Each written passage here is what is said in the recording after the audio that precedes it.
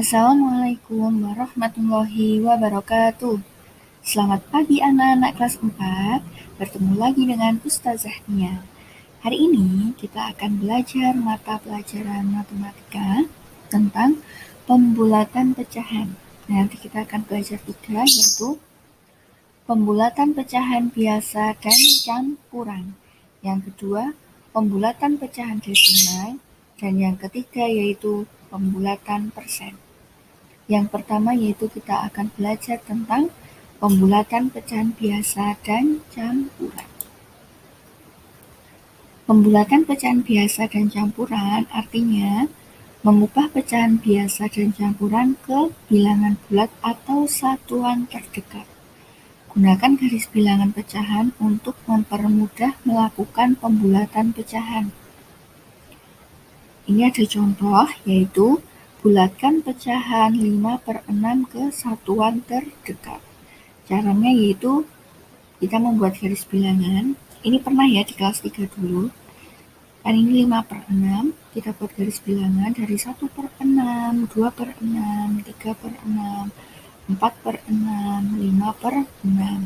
Nah ini 5/6 kita lihat lebih dekat di 0 atau di 1. Jadi kita batas garis bilangannya itu dari 0 ke 1.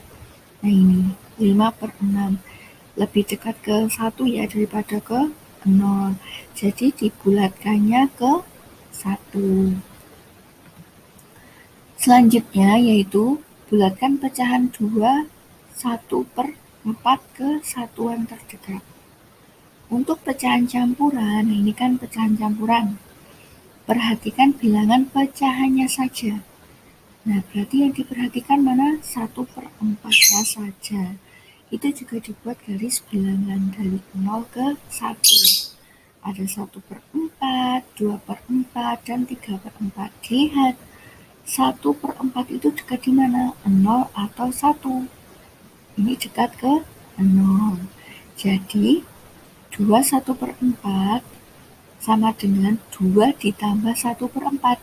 Tadi 1/4-nya itu dibulatkan ke 0. Jadi hasilnya 2 ditambah 1/4 kira-kira yaitu 2 ditambah, tadi berapa pembulatannya? 0, yaitu 2 ditambah 0 sama dengan 2. Selanjutnya yaitu pembulatan pecahan desimal. Pembulatan pecahan desimal dapat dibulatkan ke satuan, per sepuluhan, atau per seratusan. Ini ada aturan ya untuk pembulatan pecahan desimal. Untuk satuan terdekat, perhatikan angka per sepuluhannya. Jika kurang dari 5, bulatkan ke bawah. Jika lebih dari atau sama dengan 5, bulatkan ke atas. Yang kedua yaitu per sepuluhan terdekat. Jadi perhatikan angka per seratusannya. Tadi kalau satuan terdekat diperhatikan per sepuluhannya, kalau per sepuluhan terdekat diperhatikan per seratusannya. Jika kurang dari 5, bulatkan ke bawah. Jika lebih dari atau sama dengan 5, bulatkan ke atas. Nah ini ada contoh, yaitu 3,74. Dibulatkan ke satuan terdekat. Untuk membulatkan ke satuan terdekat, yang perlu diperhatikan adalah angka per sepuluhannya. Angka per sepuluhannya adalah 7. Ini kan 7. Nah ini per sepuluhannya, yaitu 1 angka di belakang koma itu per sepuluhannya. Ini kan 7.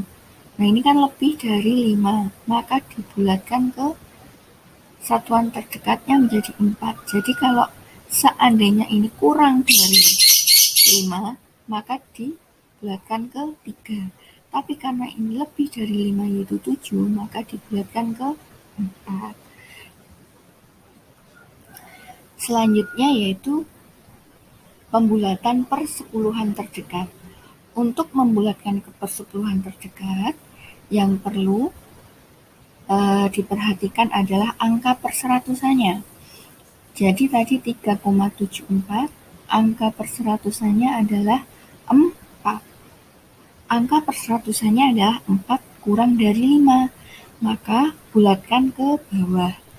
Jika bilangan 3,74 dibulatkan ke persepuluhan terdekat, maka hasilnya 3,7. Nah, bagaimana jika ini tuh misalkan 3,76? Nah, 6 ini kan lebih dari 5, maka dibulatkan menjadi 3,8. Seperti itu. Sekarang yaitu pembulatan persen.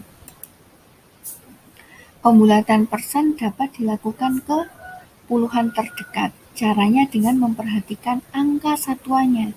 Jika angka satuannya lebih dari 5, bulatkan ke atas. Jika angka satuan kurang dari 5, bulatkan ke bawah. Contoh, 18% dibulatkan menjadi 20. Karena apa? Angka satuan 8, nah satuannya itu ini. Angka satuan 8 itu lebih dari 5, jadi bulatkan ke atas. Jadi pembulatannya itu hanya ke 10 atau ke 20. Sekarang 73%. Nah, ini bisanya dibulatkan ke 60 atau ke 70 atau ke 80. Nah, ini angka satuannya berapa? 3. Angka satuan 3 itu kurang dari 5. Jadi, dibulatkan ke bawah. Berarti yaitu ke 70%, bukan ke 80%. Yang ketiga yaitu 45%. Itu bisanya dibulatkan ke 40 atau ke 50. Nah, kita lihat satuannya, yaitu 5. Angka satuan 5 itu dibulatkannya ke atas ya, kalau 5. Jadi, dibulatkan ke 50%. Nah, itu tadi pembulatan pecahan, yaitu pembulatan pecahan biasa dan campuran, pembulatan pecahan desimal, dan pembulatan persen. Sekian pembelajaran matematika hari ini. Sebenarnya yang telah Ustazah Nia jelaskan ini untuk pembulatan pecahan biasa dan campuran itu sudah pernah di kelas 3 dulu, jadi bisa dipelajari lagi bukunya, dan untuk yang lainnya bisa belajar di YouTube mungkin atau di buku lain, karena anak-anak belum dibagikan buku, jadi anak-anak bisa melihat di internet atau di YouTube untuk bahan tambahan untuk anak-anak belajar. Sekian dari Ustazah Nia. Wassalamualaikum warahmatullahi wabarakatuh.